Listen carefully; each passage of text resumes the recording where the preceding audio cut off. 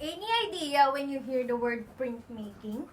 Ma'am, printmaking is the process where you print an image. Very good. Printmaking is transferring or duplicating images. These images can form or produce on metal, wood, rubber. I have here an example. Example of printmaking in plastic, in metal, and even in the paper. The making of prints was originally produced of to make many copies of prints. So, class, we are now in the modernized era. Do you think printmakings can much easier to do? Yes, ma'am, because today with the presence of computers, printmaking become faster and easier. Very good. We have the 4 types of printmaking. The first one is the relief printing, intaglio, and stencils process, and silkscreen. Can you read the definition of relief printing, Reggie? Relief printing is done when you cut away from a block or wood, leaving portion of design that will stand out on the block. Very good. How about in intaglio? This is done when your design is scratched, engraved, or etched into a metal tape. Very good. How about in stencils process? It is done when you cut design out of a special paper, cardboard, or metal sheet, such a way that when ink is rubbed over it, the design is produced on the surface beneath. Very good. How about in silkscreen? This is done when you print through a screen of a very fine silk stretched tightly over a simple wooden frame. Very good. What are the 4 types again of the printing? Can you read in choral? Relief printing, intaglio, stencils process, silkscreen. Very good. Now, we have the following steps are commonly observed in creating a print. The first one is, Reggie, Sketch the areas to be carved out and easier that will remain. very good. How about next?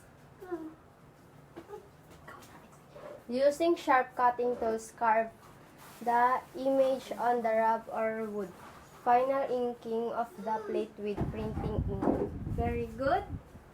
Place paper of the plates, rubbing the black of the paper, impressing the prints. Very good. And last, Repeat the process to get several editions of the print. very good. Now, let's go to the element of art of reviewing. We have the lines. What is line? Any idea when you hear the word line? Ma'am, lines can be used to define shapes and figures. Very good. Line is if you point and another point, if the movement of point another and the across the point, we can create a line. Now we have the classifications of line. The first one is static line that classify two. Static line, they suggest firmness and straightforwardness. And can you guess what is this? Ma'am, horizontal line. Very good. Horizontal line. Can you define what is horizontal line based on what you've seen on the picture? Ma'am, it is straight. Very good, a straight. How about this one? Vertical lines. Can you draw what is vertical lines on the board? Anyone?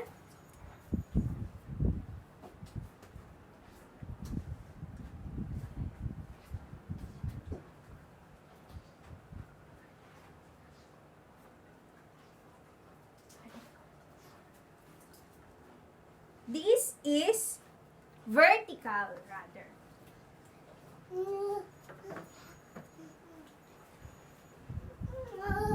Next,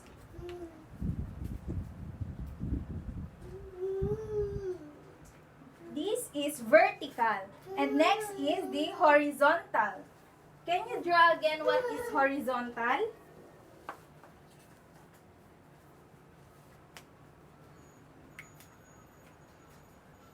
Can you draw horizontal?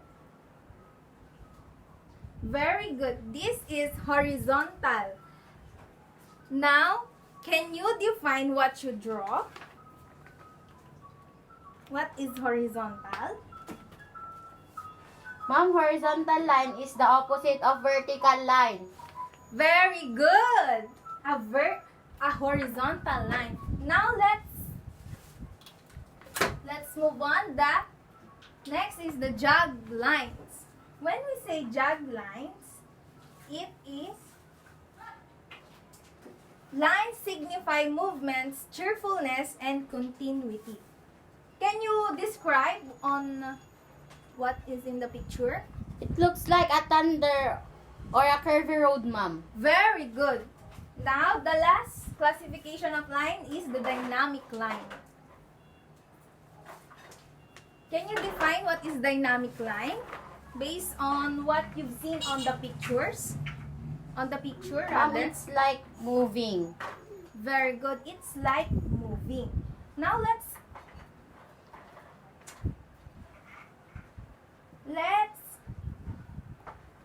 move on to the reviewing of textures.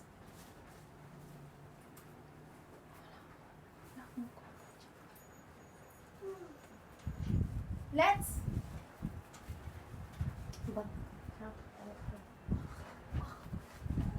Can you define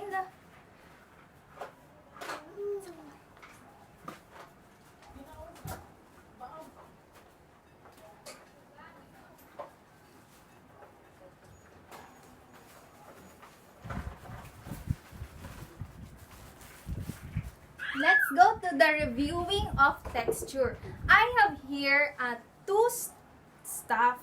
We have the stone and the cotton. Can you... I will pass this one and tell me what you feel based on what you touch. Okay? And the cotton. And tell me later based on what observation. Ma'am, when I touch the stone, it's too rough. Very good. It's too rough. Ma'am, when I touch the cotton, it's too soft. It's too soft.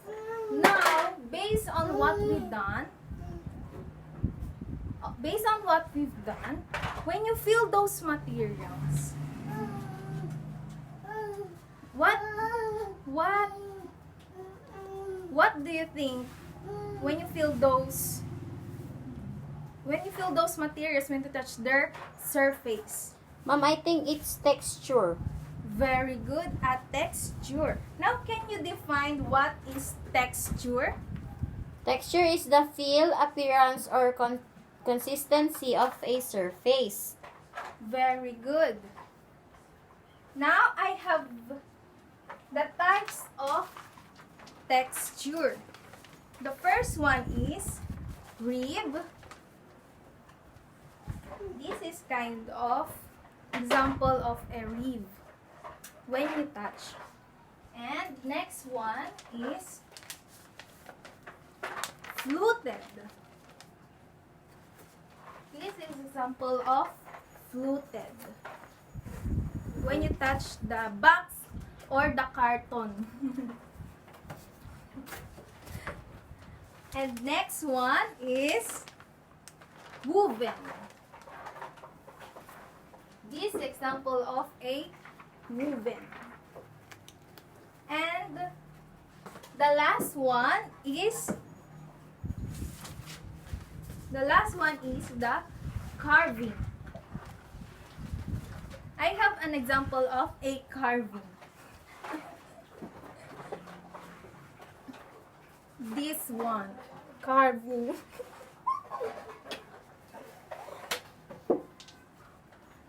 Thank you.